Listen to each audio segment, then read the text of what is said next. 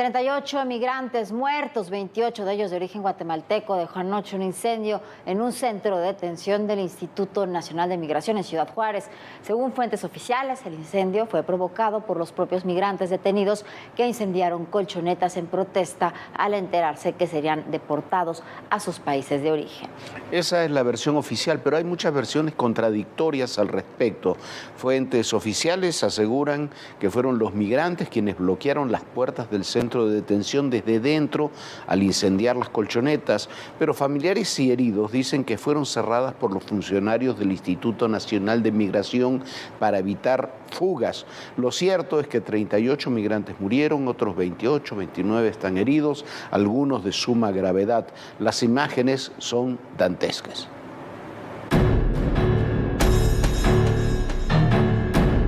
Son los instantes en que comienza el incendio dentro de las instalaciones del Instituto Nacional de Migración en Ciudad Juárez, Chihuahua.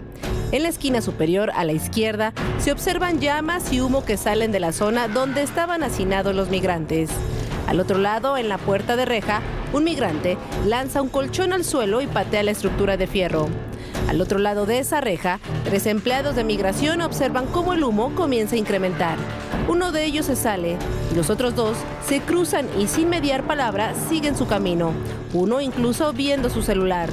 Es parte de lo ocurrido este 27 de marzo cerca de las 9 de la noche con 37 minutos. Todo comenzó con la inconformidad de los migrantes, en su mayoría centroamericanos, quienes fueron alertados de que serían regresados a sus países de origen. Una de las versiones indica que los mismos migrantes iniciaron el incendio como parte de su protesta. Lo cierto es que el fuego comenzó en el área masculina y de ahí se propagó al resto del inmueble.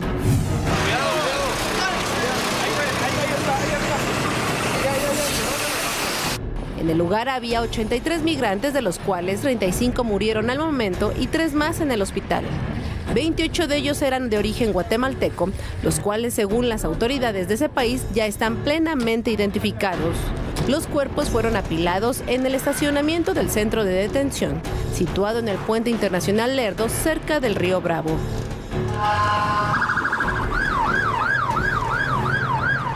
Otros 28 migrantes fueron trasladados a hospitales para ser atendidos de sus lesiones. Entre las víctimas hay un colombiano, un ecuatoriano, 13 hondureños, 12 salvadoreños y 13 más venezolanos.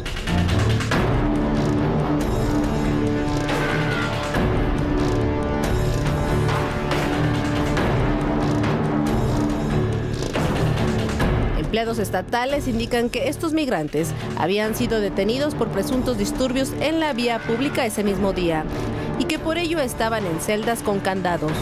Nos agarran sin ningún motivo nos cogen en la calle y nos llevan así.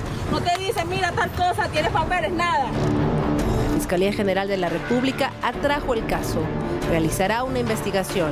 Este martes, decenas de migrantes realizaron una protesta al exterior del Instituto Nacional de Migración pidiendo justicia por los fallecidos. No, nadie sabe nada, no nos dicen nada. Advirtieron de los malos tratos y las condiciones en las que se encuentran. Los hechos provocaron fuertes reacciones nacionales, pero sobre todo reacciones internacionales. El secretario general de la Organización de Naciones Unidas, Antonio Guterres, se mostró este martes profundamente entristecido por la muerte de los migrantes en este incendio en uno de los llamados albergues, que en realidad son centros de detención. Sí, llamó Guterres llamó al gobierno de México a hacer una profunda investigación sobre el tema. Mientras tanto, el secretario de Seguridad Nacional, el jefe del Homeland Security de los Estados Unidos, Alejandro Mayorkas, defendió este martes ante el Congreso la política migratoria de la administración Biden en medio de críticas a las medidas restrictivas impuestas por su gobierno en la frontera con México. Críticas que se combinan con otras críticas que aseguran que la Casa Blanca ha sido débil en sus intentos por cerrar la frontera.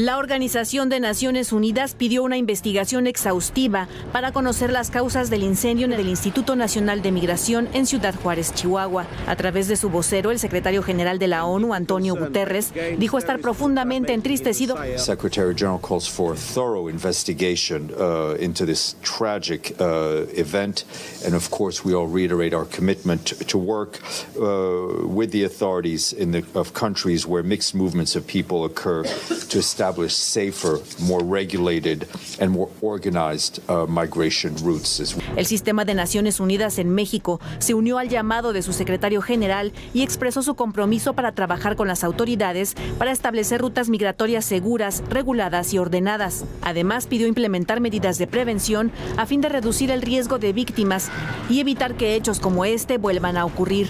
La mañana de este martes, el presidente Andrés Manuel López Obrador lamentó el deceso de los migrantes. Esto tuvo que ver con una protesta que ellos iniciaron a partir, suponemos, de que se enteraron de que iban a ser deportados, movilizados. En Guatemala, el presidente Alejandro Yamatei instruyó al Ministerio de Relaciones Exteriores para brindar la asistencia consular necesaria a las familias de las víctimas de ese país. Haremos todo lo posible de trabajar de la mano con el gobierno de México, primero para averiguar lo que sucedió, dar con los responsables, buscar juicio, castigo y reparación por instrucciones del señor presidente Alejandro Yamatei y adicionalmente a esto lograr la identificación plena y la repatriación de estos cuerpos. El gobierno de Estados Unidos ofreció su colaboración para acompañar a las autoridades mexicanas en la investigación del incendio en la estación migratoria.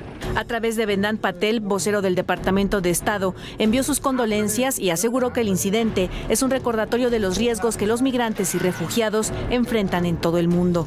Lo cierto es que la presencia de migrantes en la frontera se ha intensificado desde que Estados Unidos anunció nuevas medidas, entre las que se incluye la deportación inmediata de ciudadanos de Haití, Venezuela, Nicaragua y Cuba que lleguen ilegalmente a su país bajo el Título 42. Sobre la política migratoria estadounidense, el secretario de Seguridad Nacional, Alejandro Mayorkas, compareció en una audiencia ante el Comité Judicial del Senado. Mayorkas reconoció que el flujo migratorio en el continente americano ha llegado al nivel más alto desde la Segunda Guerra Mundial. No obstante, defendió las medidas restrictivas impuestas por su gobierno en la frontera con México. Dijo que para hacer frente al desafío aumentó el número de elementos de la patrulla fronteriza, se invirtió en nueva tecnología y se trabaja en conjunto con los países aliados en Latinoamérica para desarrollar nuevos procesos que permitan reducir la migración irregular.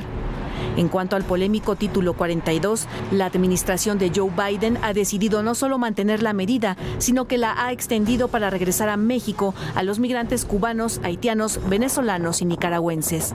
Para ADN 40, Fuerza Informativa Azteca. Bueno, lo ocurrido en Juárez sin duda es una tragedia, pero es una tragedia que se inscribe en una tragedia aún mucho mayor, que es toda la que se deriva de estos flujos migratorios que comenzaron con esta intensidad en septiembre, octubre del 2018. Hay que decirlo, cuando se dio el cambio de gobierno en México y cuando el propio presidente López Obrador y Alejandro Encinas en aquel momento dijeron que se abrían las fronteras, que todo el que quisiera pasar a México era bienvenido, pero la gente no se quedó en México, cruzó la frontera para ir hacia Estados Unidos.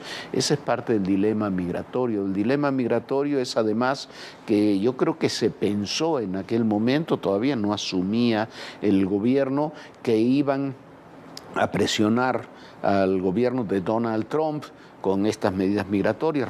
Era 2018, en 2016 el gobierno de Donald Trump había hecho campaña y había comenzado con toda aquella historia del muro en la frontera. Y en lugar de presionar a Donald Trump, resultó contraproducente. Donald Trump endureció todavía más su posición y el gobierno de México también tuvo que cambiar su posición y de la apertura de las fronteras se pasó a desplazar 27,000 militares a ambas fronteras, frontera norte y frontera sur, que hemos visto que no son incluso con ese número, todavía suficientes. Estuvimos desde 2018, 2019, hasta ahora en varias ocasiones en la frontera, sobre todo en la frontera sur. La situación es dramática. Han pasado y cruzan cada año cerca de 2 millones de migrantes, están cruzando hacia los Estados Unidos. Los migrantes que detuvo solamente México en el último año, en 2022, fueron de 447,000 migrantes. El gobierno mexicano, no el gobierno de Estados Unidos, 447,000. Es 500,000 de migrantes detenidos. Las cifras son altísimas. El gobierno de Biden, veíamos ahí a Mayorkas hablando de la posición del gobierno de Biden. Biden se encuentra bajo presión de 2 frentes, a la izquierda y a la derecha. A la izquierda de su propio partido, del Partido Demócrata, dicen que no está cumpliendo con los compromisos que asumió al ganar la presidencia, que era liberalizar y hacer una reforma migratoria.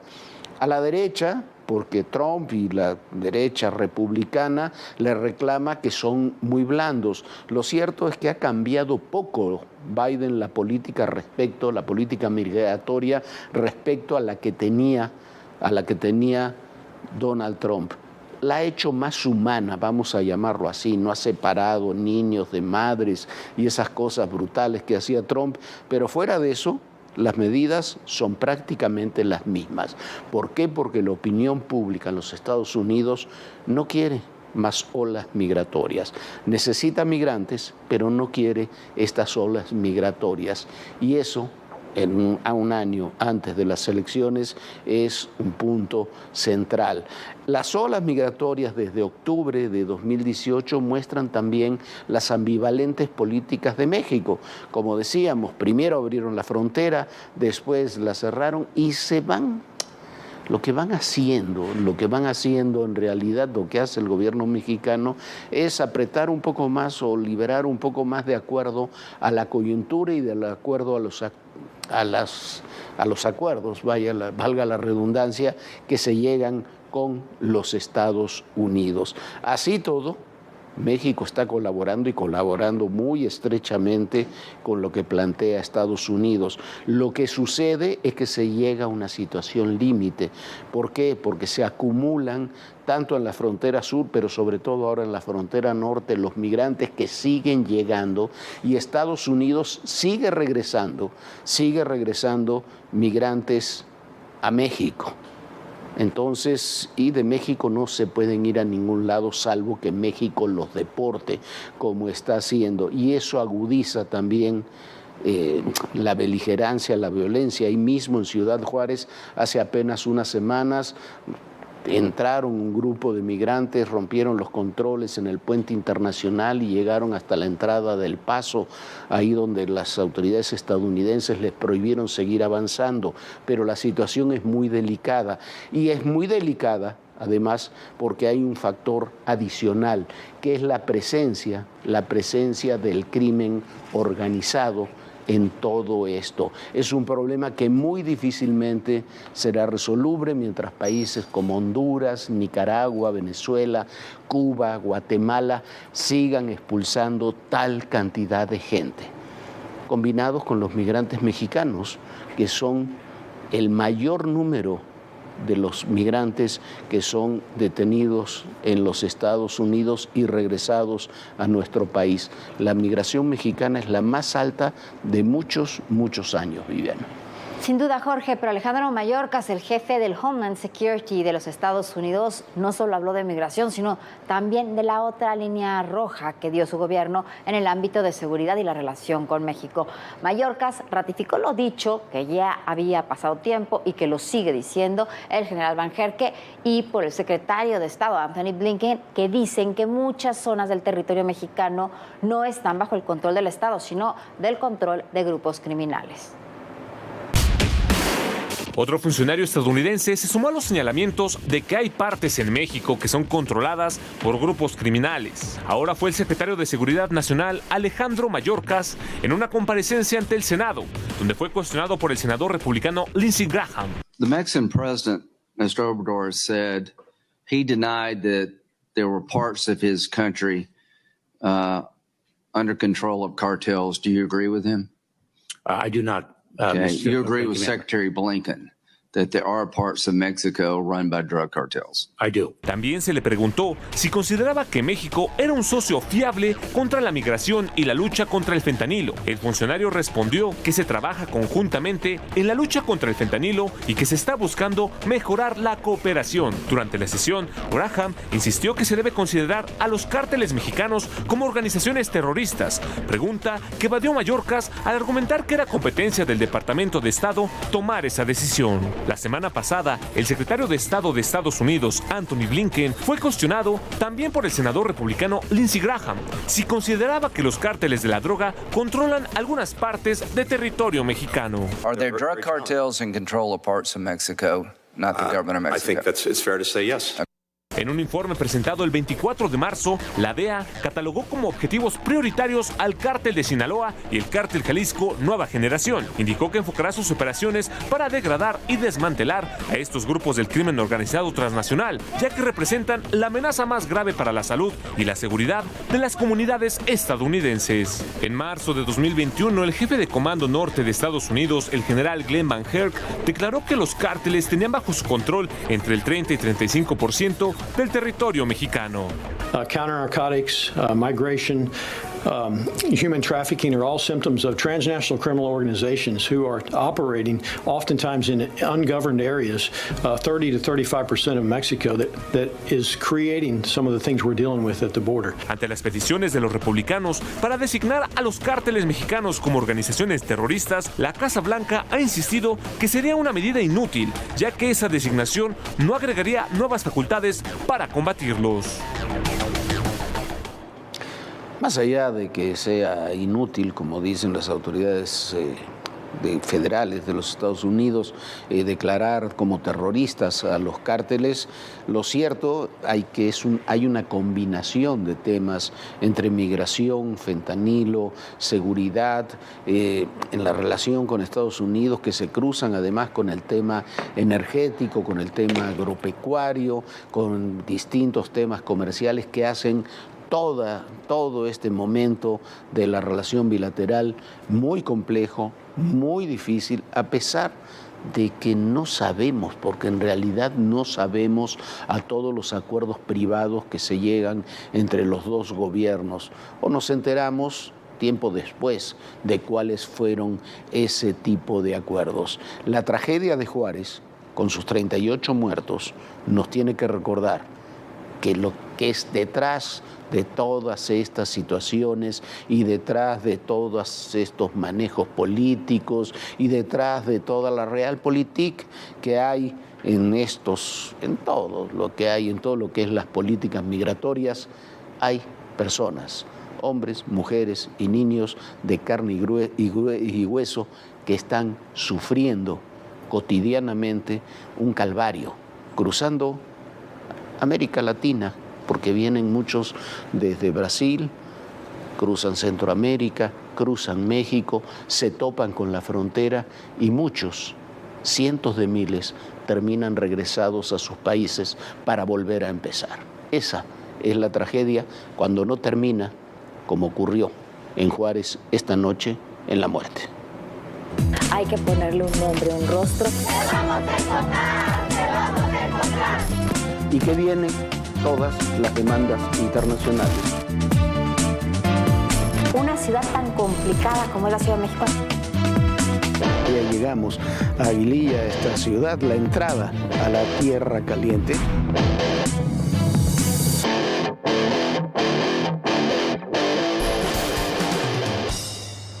Bueno, y después nos preguntamos cómo estamos tan mal en términos de seguridad. Escuche usted, parece insólito, pero bueno, sucedió.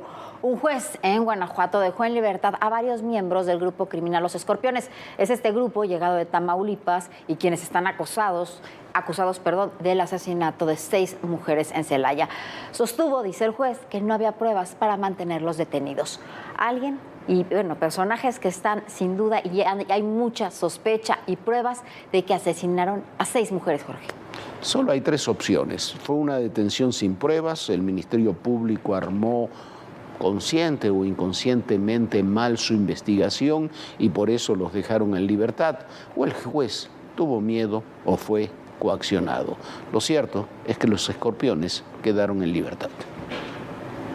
Bueno, y es que cualquiera de las tres suposiciones confirma solo una cosa: lo que sigue imperando en México es sin duda la corrupción. Son Jesús Daniel, Edgar, Juan Carlos Rafael, Armando Daniel, Alejandro y Edson. 5 de ellos son originarios de Tamaulipas y 1 de Honduras, detenidos el pasado 17 de marzo tras diversos operativos realizados en la zona Laja Bajío, donde eran buscadas 6 mujeres. En los cateos realizados, los cuerpos de 5 de ellas fueron localizados e identificados. El fiscal estatal, Carlos Amarripa, confirmó que las víctimas fueron calcinadas, mientras que los detenidos confesaron ser parte del grupo delictivo Los Escorpiones, una célula del Cártel del Golfo que opera en Tamaulipas. Según sus declaraciones, llegaron a Celaya, Guanajuato, para brindar apoyo a lo que queda del Cártel Santa Rosa de Lima, el grupo que tiene bajo su control la zona donde desaparecieron las 6 mujeres. Para el 21 de marzo, los presuntos integrantes de Los Escorpiones fueron presentados ante la justicia y 3 días después, un juez determinó liberarlos por falta de pruebas. La Fiscalía de Guanajuato contaba con otra orden de aprehensión en contra de estos sujetos, por lo que permanecen en prisión, acusados de posesión de armas de fuego de uso exclusivo del ejército. Las 6 mujeres desaparecieron el 7 de marzo. La última vez que fueron vistas fue cuando asistieron a la localidad de San José, Guanajuato, en el municipio de Celaya, cerca del fraccionamiento Álamo Country Club. Hasta el momento se desconoce si fueron interceptadas antes de llegar a la fiesta donde trabajarían como meseras o si el grupo criminal se las llevó después.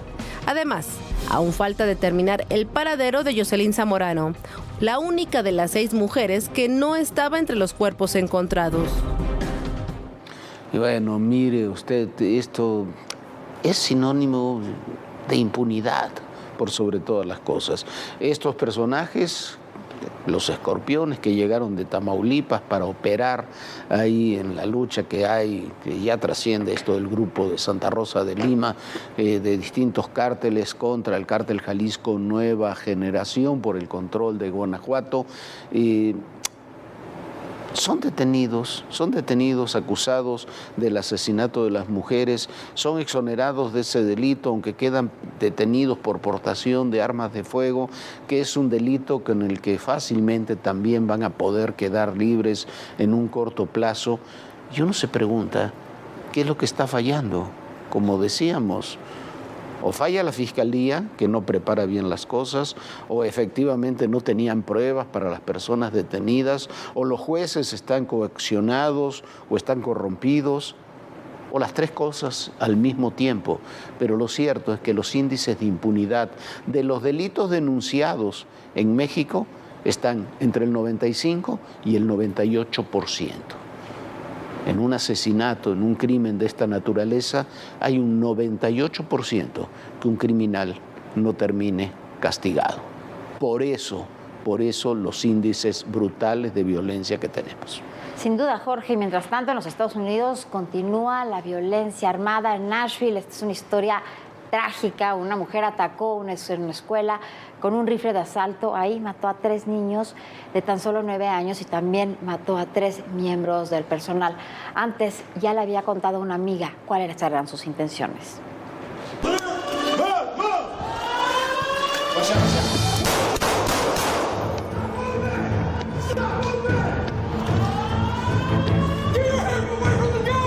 Así es como la policía de Nashville, Tennessee, abatió a Andrew Elizabeth Hale, una joven de 28 años que atacó la escuela cristiana donde cursó la secundaria.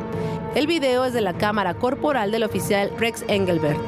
Hale asesinó a 3 adultos y 3 menores antes de que fuera localizada por los agentes. Se identificaba como persona trans, pues las investigaciones indican que usaba nombres masculinos. Durante el ataque, llevaba 3 armas, incluido un fusil de asalto, pero en su domicilio encontraron 4 armas más, adquiridas legalmente. Según las autoridades, Hale no tenía antecedentes penales. Sin embargo, recibía tratamiento por desorden emocional. Antes de llegar a la escuela, envió un mensaje a su amiga de la infancia para indicarle que ya no quería vivir, que necesitaba morir. Un segundo mensaje indica que ha dejado atrás pruebas más que suficientes. Algo malo está a punto de suceder.